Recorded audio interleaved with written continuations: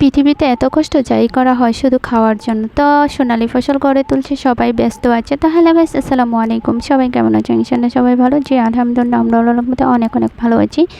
তো গাছগাছালি, ফলমূল আর হচ্ছে সব কিছুই ভরা সবুজ শ্যামল গ্রাম। তো চলে গেছি তো গ্রামে, অনেক দিন ছিলাম, অনেক কিছু দেখেছি, অনেক কিছু ঘুরেছি। তো মেনলি আমাদের ধান কাটা হচ্ছে। আর এই তো আমাদের যারা কাজ করতেছেন ওরা ধানগুলো বাইরে যাচ্ছে। মেনলি এভাবে বাইরে বেশি নেওয়া হয় আর মেশিন দিয়ে কম একটু নেওয়া হয়।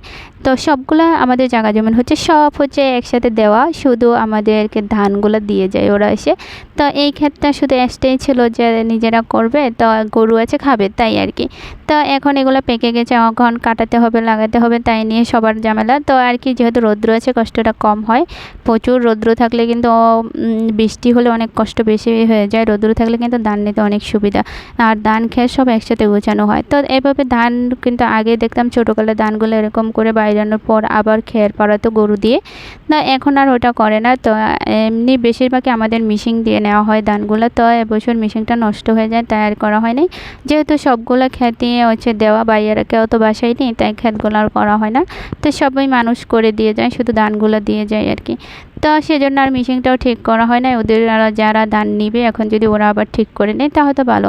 তো ওরা তো ধানগুলো বাইরে খাবার খাচ্ছে মাঠের মধ্যে, কি সুন্দর। এরকম খাবার কে কে খেয়েছেন? অনেক বেশি ভালো লাগে কিন্তু দেখতে। তা আমি যখন ওরা খাচ্ছিলো পিছন দিয়ে একটু ভিডিও করে নিচ্ছিলাম, কারণ দেখতে অনেক ছিল। এরকম রেস্টুরেন্টে খাবারটা মনে হয় অনেক মজারই হয়। তো এদিকে ধানগুলো বাসায় চলে আসছে, ভাবি কিন্তু অলরেডি সিদ্ধ বসিয়ে দিয়েছে, কারণ ভাবিও চলে আসবে, ঈদে বাড়িতে গিয়েছিলো। তো আবার চলে আসবে, বাচ্চাদের স্কুল খোলা। তো সেই জন্য খুব চটপটি তাড়াতাড়ি সিদ্ধ, রাতে সিদ্ধ বসিয়ে দিচ্ছে। রাত্রে সিদ্ধ করে সবগুলো রাতেই সিদ্ধ করে দিয়ে সকালবেলা উঠেই রৌদ্র দিয়ে দেবে। তো মাশাআল্লাহ সকালবেলা উঠেই কিন্তু এগুলো রৌদ্র দিয়ে দিচ্ছে, কারণ ধান একসাথে অনেকগুলো সিদ্ধ করে নিলে উঠান যেহেতু বড় আছে সবগুলো একসাথে দেওয়া যাবে। তো সব এই জন্য একসাথে সিদ্ধ করে নেয়, তারপর সকাল সকাল আবার উঠানে রোদে চলে এসে সবগুলো উঠানে দিয়ে দেয়। আর গ্রামে গেলে এই কাজগুলো করতে অনেক বেশি ভালো লাগে। কার কার ভালো লাগে অবশ্যই জানাবো। অনেক কষ্ট হয় অবশ্য। তো তারপর এই যে ধানগুলো রোদ্রে দেওয়া হয়ে গেছে, পুরো উঠান ভর্তি ধান আর তার সোনালি ফসল, দেখতেও অনেক ভালো লাগে। তো মেনলি 1-2 দিনই কিন্তু ধানগুলো সব শুকিয়ে যায়, তারপর আমরা ব্রেক করি। মেনলি আমিও চলে আসি, ভাবিও চলে আসে। তো তারপর বিকালবেলা একটু ঘুরতে গিয়েছিলাম, যে ধান সেহেতু কাজকর্ম শেষ, বাগানে ঘুরতে গিয়েছিলাম। তো এই তো কি সুন্দর ফুল।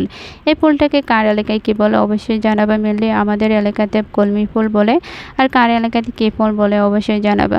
তো মাটির চুলার রান্না খেতে কিন্তু অনেক বেশি ভালো লাগে। কার কার ভালো লাগে? আমরা তো যেহেতু বাড়িতে গেলে গ্রামে মাটির চুলার রান্নার খাবারটাই বেশি খাওয়া হয়।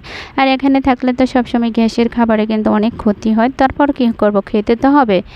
তো যাক, ভিডিওটা কার কাছে কেমন লাগছে অবশ্যই জানাবা। ভালো লাগলে অবশ্যই পাশে থাকবা। দেখা হবে নেক্সট ভিডিওতে। সবাই ভালো থাকো, নিরাপদে থাকো। বাই, আসসালামু আলাইকুম।